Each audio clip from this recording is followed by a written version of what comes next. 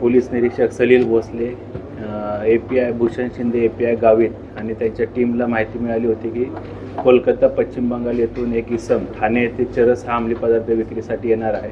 त्या अनुषंगानं ACP शेखर बागडे यांच्या मार्गदर्शनामध्ये सापळा कारवाई आयोजित केली।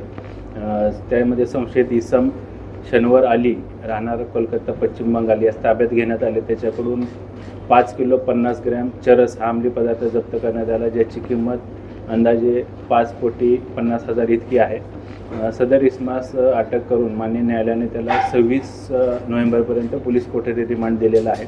सदरचा इसम हा पश्चिम बंगाल येथून ठाणा येथे चरस विक्रीसाठी कोणाला विक्री करणार होता, त्यामध्ये अजून कोण इसम किंवा आरोपी संशयित कोण सामील आहेत का, त्या अनुषंगानं घटक 5 गुन्ह्याचे पोलीस निरीक्षक आणि त्यांची टीम हे अधिकचा तपास करत आहे।